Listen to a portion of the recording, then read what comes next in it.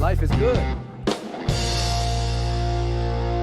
As you're there on your laptop or your computer, you can definitely, send some love for Brother Tyler, some love for our Agape House band, love for Marianne Lewis and the wonderful surround sound singers.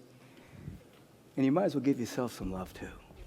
Because somewhere along the line, your karmic propensity and your choices and your decisions led you to this particular moment in which we get to bathe in an environment of such unconditional love and perfect peace that's activated through the practitioner corps, the ministerial corps, and the magnificent students who are going deep into spiritual teaching and transcending merely believing something and going into a state of consciousness where they're activating the truth within their own being that sets them free. So you're in an environment that is post-religiosity, an environment that's beyond religion, that which is bringing you to a spiritual awareness of who you are, what you are, and catching in consciousness the inspiration of the Spirit that's broadcast everywhere if we're interested in it, you see. So this month our theme has been and continues to be the vision and the changes, the vision and the changes you go through and the changes you grow through. You've all heard Proverbs 29:18 that says in substance that without vision the people perish. In some interpretation it goes on to say that without revelation the people perish and they act without restraint. But those that keep the vision, those individuals are happy in practicing the law or in keeping the law. We are talking about a prophetic vision of that which is possible, loaded and coded within the very spiritual DNA of our being that deals with the infinite potential within us being activated individually and being activated as a global community. Without a vision, people act without restraint and are subjugated to fear, doubt, and worry as a way of living which normalizes all kinds of systemic issues in the world, normalizes fear and doubt and worry, normalizes certain things that people have forgotten that certain things just shouldn't be normal. It's just habit.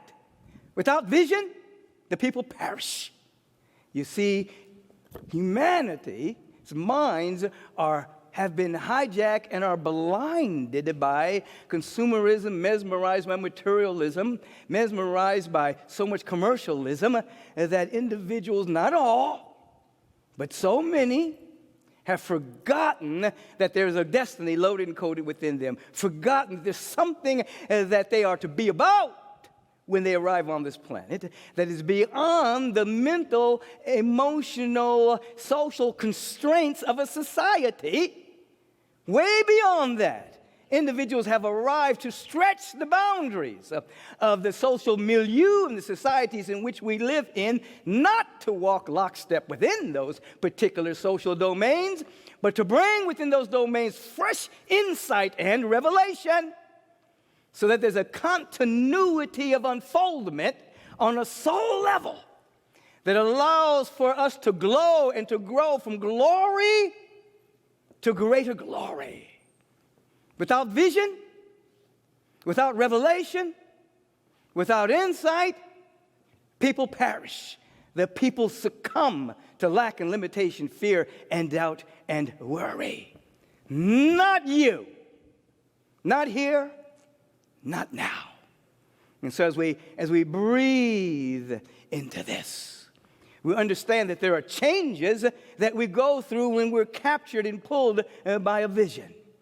For the individual that catches the revelation, the individuals that catches insight, catches a vision of possibility, generally that individual is not the same individual that begins to manifest it because the individual has gone through changes.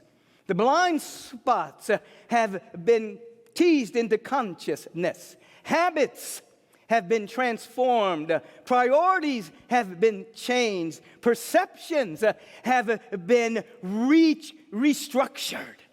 Individuals go through changes when, in fact, you're captured by a vision. You've heard this statement that God qualifies the call, that when one is called and answers the vision, you're qualified after the yes, after the surrender, after the availability, after the yielding, not before. There's a qualification that takes place. And you begin to discover that there's more to you than what you thought was there.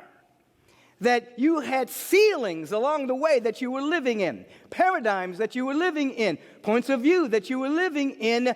But when the revelation captures you via affirmative prayer, meditation, life visioning, of course, sacred reverential conversation, spiritual practices, studying, all of these things prepare you for revelation, because we must be vibrationally prepared to enter into another spiritual domain.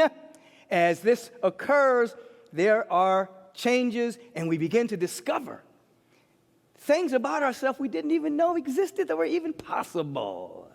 I'm just thinking something minor. This, last week, as a matter of fact, I was thinking that on, I think it was Friday, there was a wonderful 90th birthday celebration of A.T. Aryaratne, which was the founder of the Savodia movement in Sri Lanka, the individual, along with his movement, that eliminated the caste system in Sri Lanka, and has produced a movement of such caring and compassion and love in his country that he's revered, has been nominated by the Nobel Peace Prize on a couple of occasions, has received the Gandhi Award. He's a great man. And so I had the privilege of being on that particular panel, speaking about him. And because they're like 8 or 10 hours, I can't remember, ahead of us, that was like 5, 6 o'clock in the morning here. And then moving to the office here, where I had the privilege of filming all day long from 9 to 5, doing a 7-day module, 7 modules in 6 hours, because I'm definitely pulled by a vision of awakened humanity. And then at 5 o'clock, jumping on a panel and conversation with Mary Ann Williamson, in which we talked about a number of things. And then there was Sunday with Neil Donald Walsh, and then there was Neil Donald Walsh and I filming from after church until 5 o'clock. And I was thinking that perhaps if my mind would have thought about that, I would have said, I can't do all, that's too much. But there was a zone, there was a flow, there was an ease, there was a grace. You don't know what you're capable of doing when you're pulled by a vision. There's energy, there's vitality. There's something there that's pulling you beyond living in your little paradigm and seeking comfort zones in your littleness. There's seeking expanded zones in the bigness of the presence of God that is within you. There are changes you grow through, and when you have a revelation, you discover there's more to you than meets the eye, and there's energy, and there's vitality, and there's wisdom, and there's so much beyond your wildest imaginings that are waiting for you. Happy are they that keep the law, that practice the law of mind and action, and walk in the direction of their vision, being pulled by a revelation and an insight that is garnered by your sacred spiritual practice, you see. And so I am committed and am pulled by a vision of awakened humanity. And it is so necessary at this time in human history to transcend the shackles of pandemics that are sweeping the world at this particular time. There's a pandemic of ecological destruction. Do you realize that there's no bees and no trees, there's no we on the planet? People are talking about other pandemics, but if you don't have any trees, and if you don't have any bees or insects, we don't exist on the planet. There's a pandemic of ecological destruction going on right now. There's a pandemic of social injustice happening right now. There's so many incarcerated kids and adults on the planet that is compiling all of this potential in this space. And people actually believe that when you put all these people and incarcerate them, that you are protecting society. But that psychic energy that is seeping out into the nation, and people are catching that anger and catching that frustration. They're acting upon it, not realizing that they're simply inhibiting the potential of individuals to come forward through rehabilitation at some level. And so anybody's always being affected by that social injustice that's warehousing all of these black and brown people people in the planet, and all of the young kids. We have more kids in jail than any nation upon the planet. There's a pandemic of social injustice. There is a pandemic of malice and power hungry. Do you realize there are people on this planet, in our nation, that are trying to suppress the vote? People died to vote.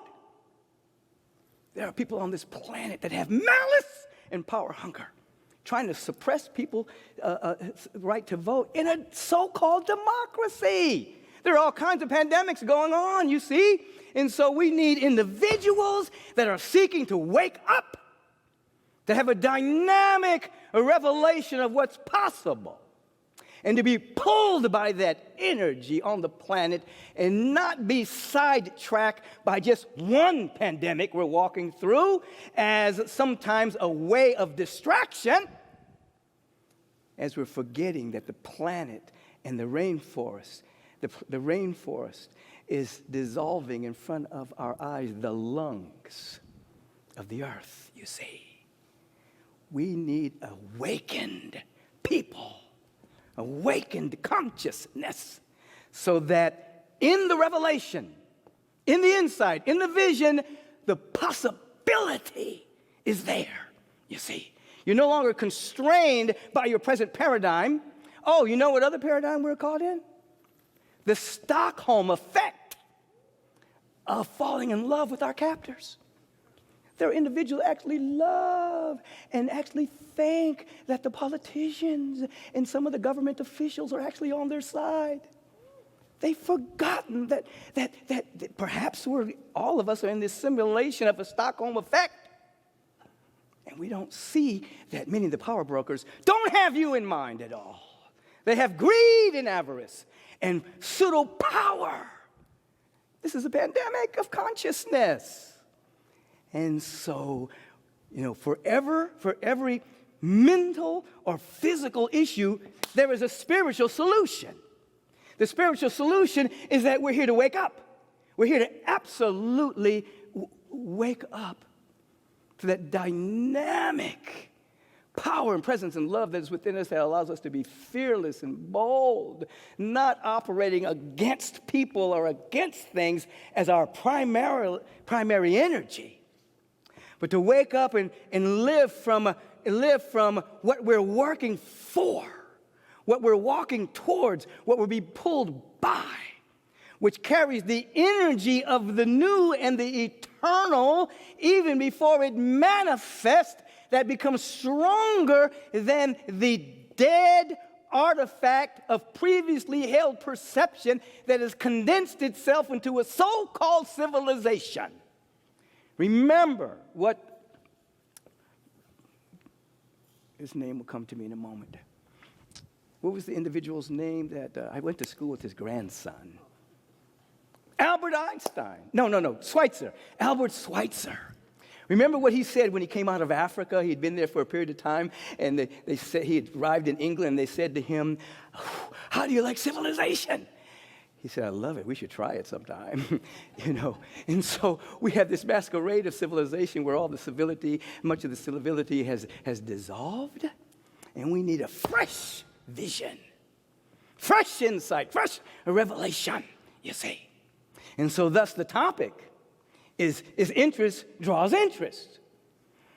What do I mean by that? In order to grow spiritually, in order to be the individual that's catching the vision, catching the possibilities, catching deep understanding, it was said already, "Lest ye be as a child, you shall not enter into the kingdom of heaven," or the understanding of what heaven is. That is a state of mind called supreme interest. When there is an interest, grace shows up as understanding.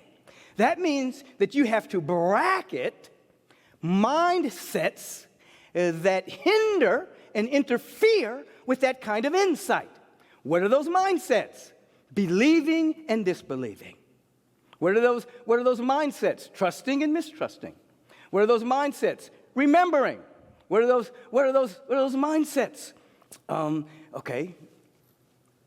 Those particular mindsets, what do they all have in common? Believing, disbelieving, remembering. There's a couple other that wants to bubble up in my awareness, and they will come. They're all willed. You can will yourself to believe. You can will yourself, you see, to trust. But interest is different. If you block those mindsets temporarily, or bracket those mindsets temporarily, and come with a sincere interest, then what happens is you become like a child, and revelation is revealed, and you're able to see what's true, and you're able to discern what's not true. You can't do that if you merely believe or disbelieve. You can't do that if you're trying to remember something. You can't do that if you're trusting or not trusting. Those are willed states of mind. So when I said that there are issues physically and mentally, but solutions are spiritual, I'm talking about birthing individuals that are living as a child, not childish, childlike, so that grace, which is understanding, when there's a sincere interest, grace takes over your life, and you begin to see differently. As the Reverend Carlton loves it when I said the other day that we enter into a radical, naive idealism that allows us to see differently. Dr. King lived with a dynamic, radical idealism. He had a dream of great possibility, you see. We begin to live at that level. And then we are pulled. We're pulled. We're sustained. We grow through changes. The vision changes us, and we don't even begin to understand until later that there's so much about us that we don't even know is there because we've been capitulating to the social milieu and the very society in which we have been living in that has called you to be born at this particular time to shatter the constraints of the society in which you will live in, to shatter the constraints of the religions, to shatter the constraints of the educational system, to shatter the constraints of all the issues systemically within the departments that are holding power in our society. No, break free from the Stockholm effect. You've come to wake up and be an individual that's waking up people, but it begins without a personal revelation. You are here to have a personal revelation. I can't stop because I've had a personal revelation. You're here to have a personal revelation. And then that revelation changes you and clothes you personally. That is, you begin to discover that your needs are met directly from the source of all creation.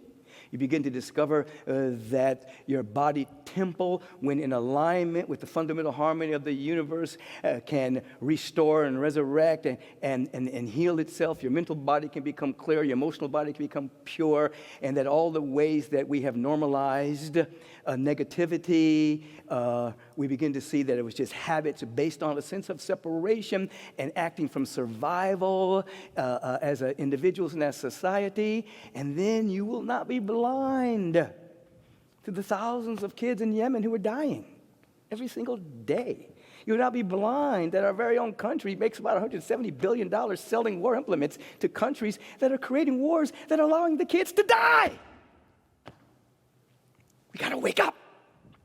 And we got to say at some point, not on my watch, I am not participating in that. Sometimes you have to wake up and you have to disavow yourself from the karmic propensity that the world and countries are about, so that you're not involved in that karmic energy, because all the energy goes out, it's going to come back, you see, unless there's radical change at some level, you see. So you have to wake up. You have to say, I disavow with the selling of all of this war implements on the white market and the black market. No. I can't maybe as an individual do anything about that. They're going to take my taxes and do whatever they want to do with it because we don't have a real democracy at that level. But I am not participating in that willingly. We have to disavow ourselves with things like the prison industrial system. We have to disavow, energetically. But then beyond disavowing with the things that are dead and are dying and trying to hold on, we have to begin to open ourselves up to the articulation of a vision. I can remember me and Barbara Marks Hubbard would love to talk about the fact that if, in fact, we were bombarded every single day with all of the great innovations, with all of the great things that are happening on the planet, the great inventions, the great new modalities of healing and health and education and all, if we were bombarded with that on a regular basis, and she had a plan to like map on the earth all of the great things that are happening and create a feedback loop as powerful as the news media, as powerful as the internet, so people could have access instantaneously of all the good that's happening on the planet, is that almost instantaneously there would be a shift in consciousness. We would go from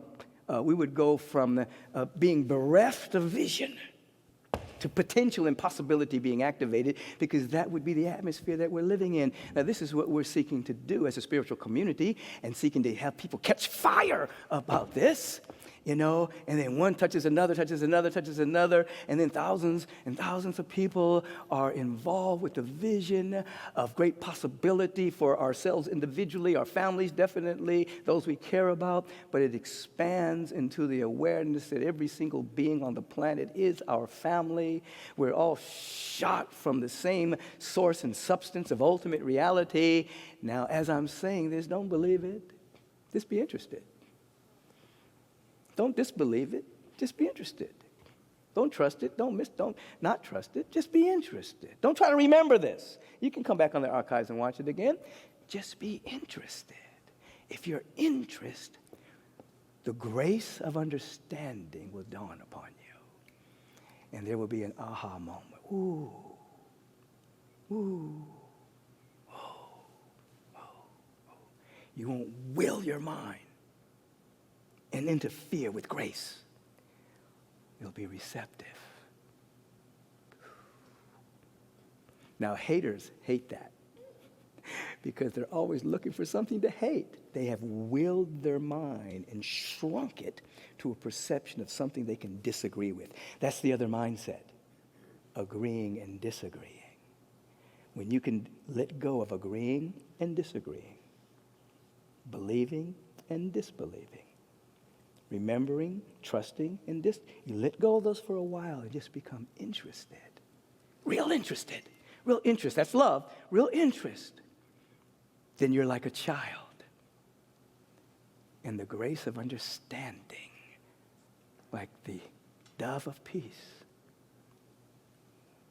invades your being. And you see heaven. You understand heaven. You realize you can bring this expanded point of view to earth. A.T. Ariyaratne did it as a wonderful teacher that had in his classroom untouchables. That's what they were called at the time. They could not sit in the same side of the classroom, and that's kind of happening now with stuff. Interesting. And one day he said no. And he saw all of God's children in his classroom. He didn't care what color skin they were, what class or caste they came from. And he mixed them all together. And he created a revolution in his society. And he was, condemned. And he was hated. And now Sri Lanka is different. The caste system is gone. He had a vision. He's 90 years young today. He had a vision. He was pulled. He prayed and he meditated and he walked in the direction of that vision. Your vision and the changes you go through, or the changes you grow through. You have come to earth not to be a coward. You've come to earth not to have the Stockholm effect with your government. You've come here to become a bold exclamation point for what's possible, starting with your own life. And that is, prove the prosperity teachings in your own life. Don't listen to this stuff about the economy. Prove what you can do with what you got. Prove that your body can heal itself. Prove that you can be as happy as you want to be any day of your life. Prove it in your own life individually. And then take on, as you prove that, and that's called personal success, then you expand and you say, whoa, real success. The next level of success is for the next iteration of humanity. And then be interested. Just be interested. Pray and be interested. Interest draws interest. Interest makes you more interested. You become more interested, the grace of God happens. Grace is a moment in which you're captured by that which is eternally being given. And so you can see in the course of this talk, there is no denial about what we're faced in the physical world. But there's an embracing about possibility that's trying to emerge for those who have vision. You've heard, we're not fighting the old, but we're being pulled by something that's eternally new, that changes us at our core. And I'm telling you something here. Once you see it, you can't unsee it. Once you're captured by it, beyond believing in it, beyond agreeing with it, beyond remembering it, beyond trusting it, once you're captured by it, you can't unsee it. So every time you sit in meditation, every time you're opening yourself up to sincere awakening, enlightenment is that moment where you are transcending your own personal mind, your own opinions, your own point of view. You transcend the mind stuff, and you see as a child. Oh my God. Woo! I'll always remember when I was up in Sonoma visiting Achille when he was in college up there.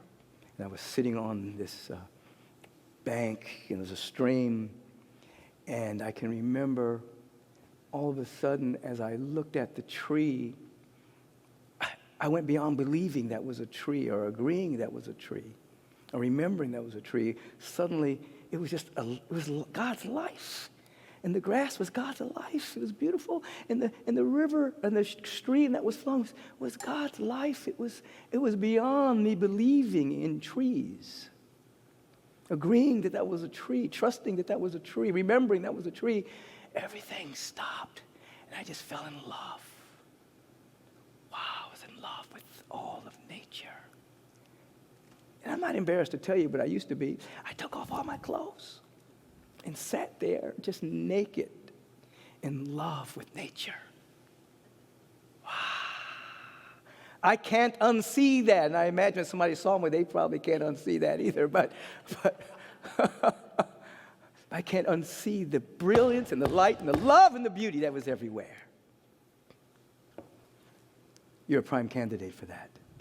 That's not for just like special people. That's for anyone who's interested. Interest draws interest, changes your priority, so you keep your appointment with the presence of God, even if you're driving in your car to the best of your ability, maintaining an awareness that with every breath you take, you are breathing, you are taking in nutrition, breathing out toxins, so that you are becoming more and more aware that the presence is everywhere. Oh, I hope you are interested in not just agreeing or disagreeing. Just become interested so that grace can take over, which will lead you to becoming a celebrant of the divine presence. You hear me say this over the years, life is good, and I mean it.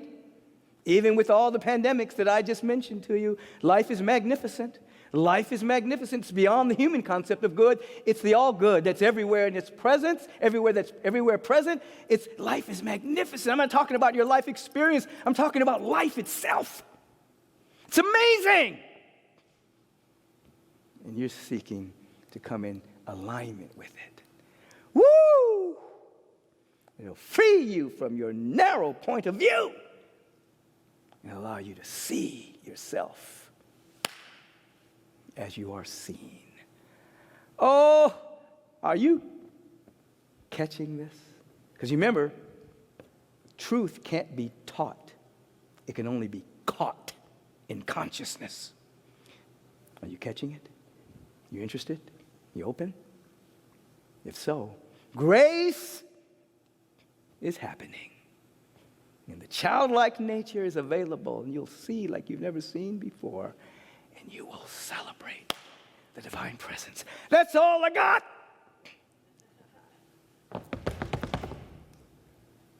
Let's go.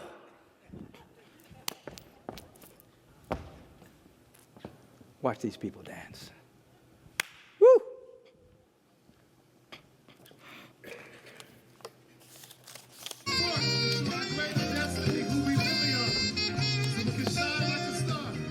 That's Karina Vega. Oh, and the dog.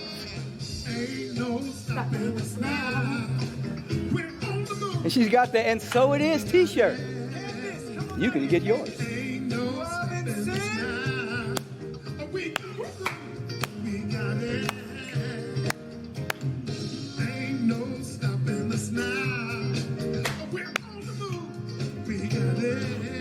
Karina Vega. Listen, y'all. There's been so many things that held us down, but now we finally got things coming around. Are you feeling it? I know we got a long Let me see your video. And where we end up, I don't know. But we won't let nothing hold us back. We're gonna get our show together. We're gonna polish up our act. If you've ever been held down before, I know She's in her spot by herself, but not alone. Thank you, Karina. Chat her up on the line right there. And feel that there is something within you that wants to be set free, and you are allowing it to do so. That you are a golden expression of infinite potential. And that you are here. You chose to be here at this time in human history, not any other time. You chose to be here this time. You may have had incarnations at other points in history, but you chose to be right here. So that when you hear Jesus the Christ saying, "Greater things than these shall ye do," he was talking about all these pandemics. There's some great stuff we got to do here. This is all, but it's not impossible. Do you remember? I'm trying to stop here, but I can't. Listen, do you remember when it was said that apartheid would never end? Do you remember when it was said the Berlin Wall would never come down? Now we're dealing with stuff and people saying, well, that's just the way it is. It's business as usual. It's always. No, it's not. Let me tell you something. I've got to stop, but I can't. When the conditions are met for anything, then those seeds grow. Dr. Thurman reminds us of this. That even if somebody is in doing something nefarious, something negative, something destructive, and they meet the right conditions, they'll succeed for a while. But however, if it's against life, it won't last forever because life will take it out. So all of the situations that are against life happening right now, that are being basically expressed and done by limited points of view, malice, and power hunger, will not stay forever because they're against life. You see, even if they're using the law backwards, eventually, because it's against life, life will end it. Anything against life is not going to last. Where are you going to stand in history? Stand with life. Stand with beauty. Stand with generosity. Stand with peace. Stand with compassion. Stand with kindness. Stand with God. And watch as we make that powerful sound. The Jericho walls of negativity crumble to the ground. Watch it. I've seen the vision. What we doing here? We're going down. Woo!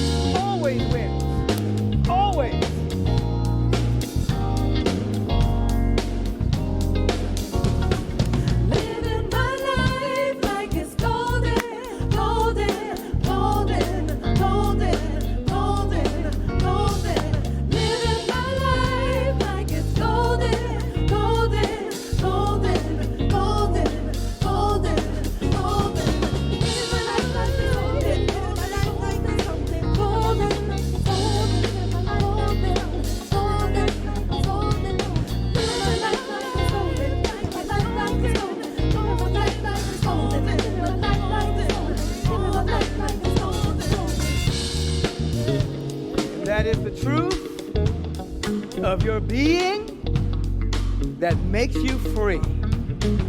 Ye shall know the truth of your being, and it shall set you free.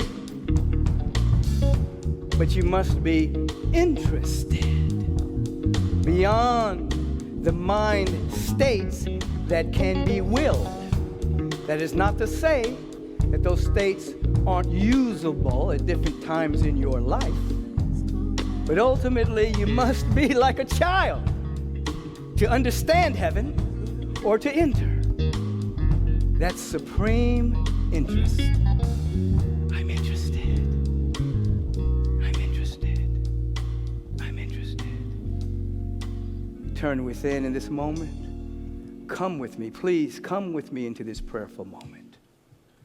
Just leap into this moment that's beyond believing and disbelieving, beyond trusting and mistrusting or distrusting, beyond remembering, beyond agreeing or disagreeing. Just come with me in prayer. Come with me in this prayerful moment. And begin to allow yourself to soar into the region of gratitude. Don't think about it. Just come into gratitude right now. Just come into thanksgiving. Don't agree or disagree that this is how prayer should be done. No. Just come with me into gratitude. I know that thou hearest me always. I know that thou operate on my vibrational frequency always. I'm thankful. And I begin to recognize the great presence that's everywhere. I recognize it right now. God is everywhere. And I begin to see this presence, not with my eyes. With my awareness, I see the beauty and the love everywhere. Oh, it might be suppressed by limited paradigms and points of view throughout the land, but I see it. I be it. I am it. We are it. One with it. Don't sell yourself short. Don't deny the power that wants to flow through you. Don't give in to the mind's worries. Don't give in to anything that has ever been said about you that's not in harmony with the fundamental harmony of the universe. No. We are one with God, one with the presence.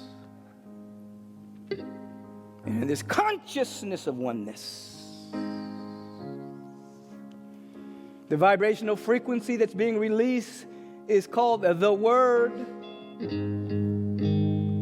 not merely words. It's emanating from a sense of oneness with the presence of God.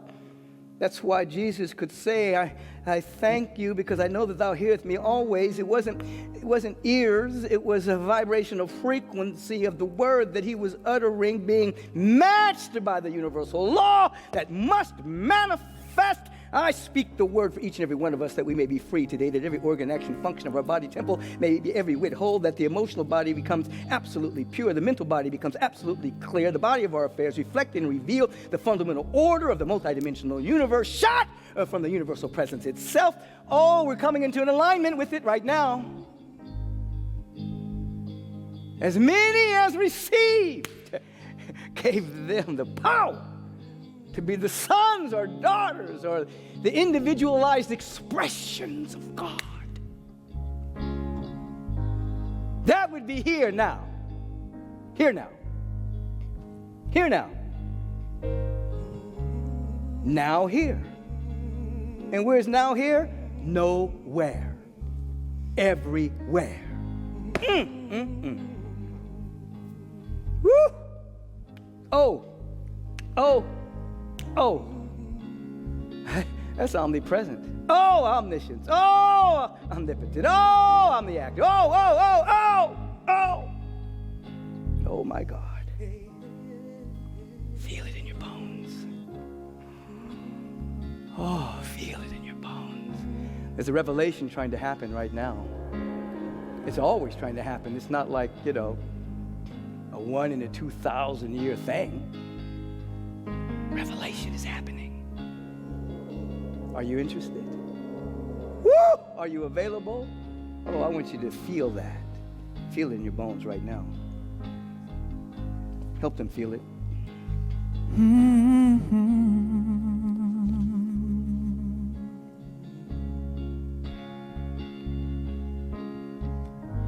Been traveling these wide roads for so long. My heart's been far from you, 10,000 miles gone. Oh, I wanna come here and give you every part of me, but there's blood on my hands and my lips are unclean. Oh, take me to your river, I wanna go.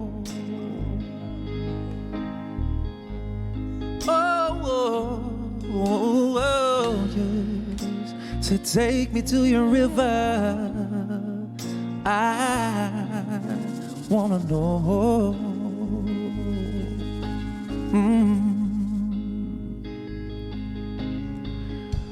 Oh, dip me in your smooth waters and I'll go rolling. As a man with many crimes come up for air, as my sins flow down the Jordan. Oh, I wanna come here and give you every part of me, but there's blood on my hands and my lips are unclean. So take me to your river, I wanna go. Yes, I do. Oh, boy. So take me to your river, I wanna know. Woo! We're going to the river Jordan that's within us. We're going to the river of the Most High.